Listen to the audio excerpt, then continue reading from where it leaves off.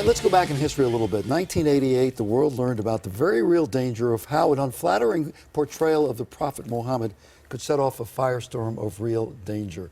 Salman Rushdie wrote the Satanic Verses, and after it came out, many Muslims were furious about the portrayal of the Prophet. The book was banned in 12 countries, but that didn't stop the outrage. In 1989, the spiritual leader of Iran, the Ayatollah Khomeini, issued a fatwa, or a death sentence, against Rushdie. He called for all obedient Muslims to assassinate Rushdie and offered a bounty to whomever succeeded. So Rushdie went into hiding, even issuing a public apology, but it made no difference. Finally, 9 years later, the fatwa was lifted, but even during his hiding, Rushdie continued to write. Got a new book out. It's called 2 Years, 8 Months, and 28 Nights.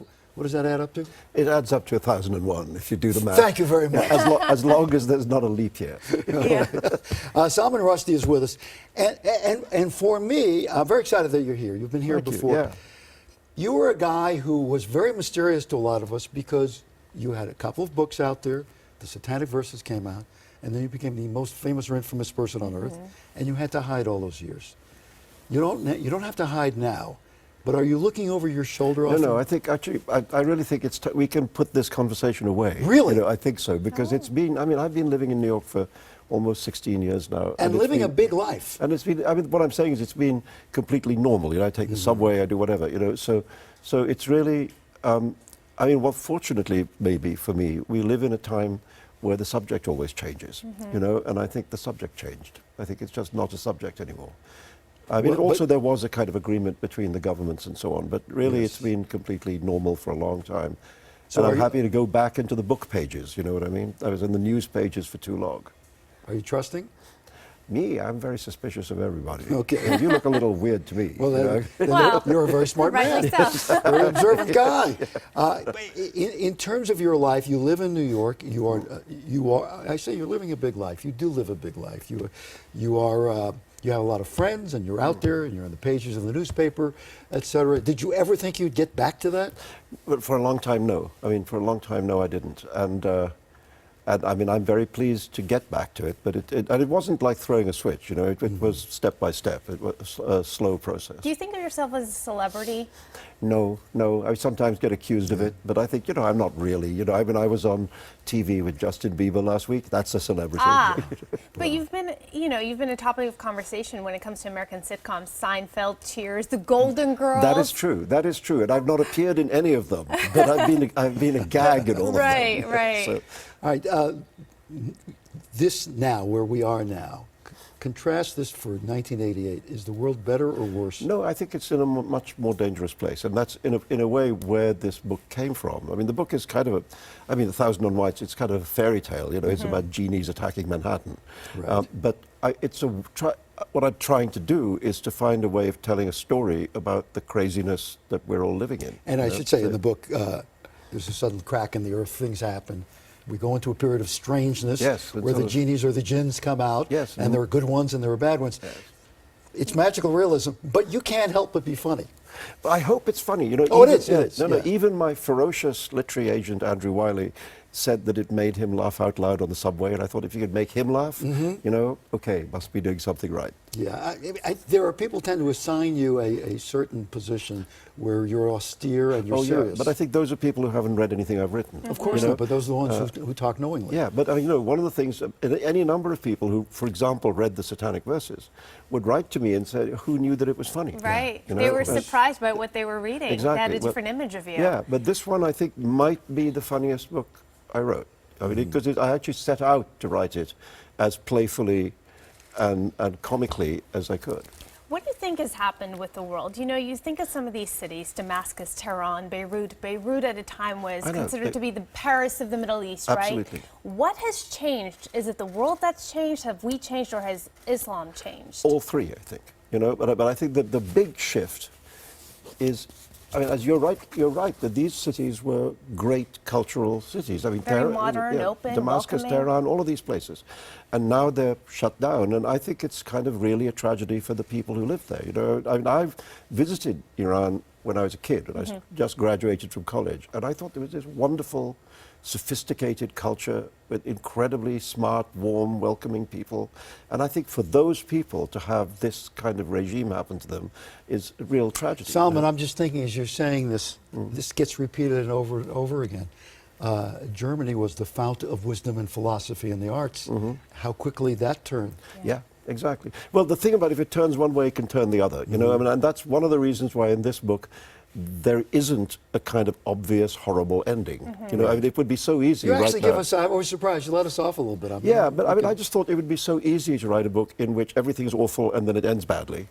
I thought, let's imagine something else, because I think exactly as things can change for the worse very quickly, they could also change for the better. It's optimistic, Yeah, but. let's Optimistic get into a but. sensitive Yeah. area. Yeah. I know you don't have the answers to everything, but, No, but I can try. You get all the questions. What's happening right now with the migration that's going on, the refugees, the migrants, et cetera? Some people see this as inadvertently or advertently the continuation of the caliphate and spreading it across the world. I think most of it is not. I think most of it is really people running for their lives. You know, but I mean, I think it's possible that the bad guys will try and infiltrate a few people into that. I mean, I think we have to face that possibility. So we have to be on the lookout. But I think most of this is just terrified, hungry, starving people literally running for their life. And I think to call them migrants, as people have been doing, is a sort of, it's the wrong term. Really, these are refugees. You know, and I mean, I'm a migrant, you know. I mean, I wouldn't be sitting here today if I hadn't moved across the world from the place that I was born. And What do you think of the United States? I would, you know, I've lived here 16 years. I wouldn't do that if I wasn't having a good time. I mean, I love New York City. I always have since long before I went to live there. Yes. But you know, you're a writer, so therefore you have to be critical. Well, I can have fun with it. You know? I mean, I can have fun with it. I mean, New York is a very easy city to have fun with.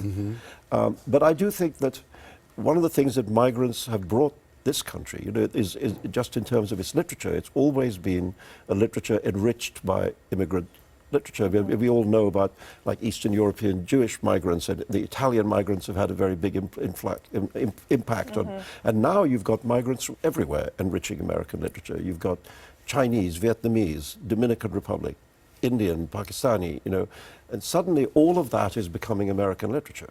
And it means that this young generation, the generation much younger than me, is really doing something to change the literature of this country, and that's entirely because of migration. So, good thing. Speaking of being a writer and being critical, Charlie Hebdo and what happened in Paris, you say, if you say, I believe in free speech, but, and you have the word but in there, then that's when you stop listening, because free speech should be. It's a yes/no question. Absolutely. You know, I mean, I mean, there's a famous phrase which was used both by President Kennedy and by Martin Luther King, where he said, where they both said, freedom is indivisible.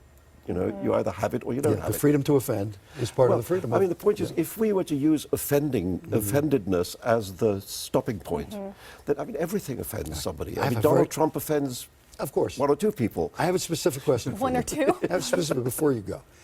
Cat Stevens, the singer, who became Yusuf Islam. Whatever, yes.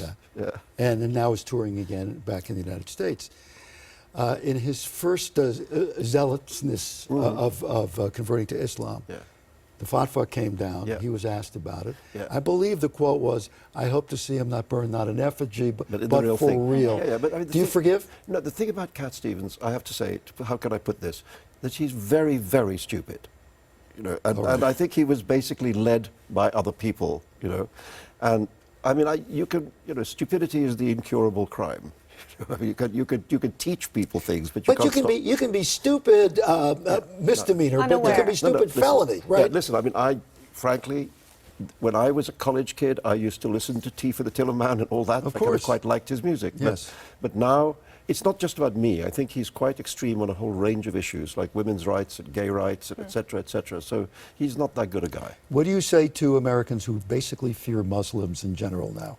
Well, I mean, I think, you know, most extremist Muslims are oppressing other Muslims. You know, the sharp end is felt by, you know, the people of Afghanistan were the victims of the Taliban. The people of Iran were the victims of the Ayatollahs, you know. So most Muslims are also victims of fanaticism. You know, And it's you a have to political game. And from your perspective, did we make it better or worse by our incursions? I think I don't think it's made it better. Let's say, you know, I mean, I think the world is a less safe place than it was 14 years ago. You're a pessimist. How fascinating that you're here on the anniversary of. Yes. Well, you know, I 9/11. mean, I live in that town, and everybody in that city still feels the pain of it, you know, but I'm happy that the city has got its groove back, kind of, you know, Yeah. and that it feels like there was a moment there where it stopped feeling like New York City. You know, it felt frightened and just strange, different. And now it's kind of, there it is again.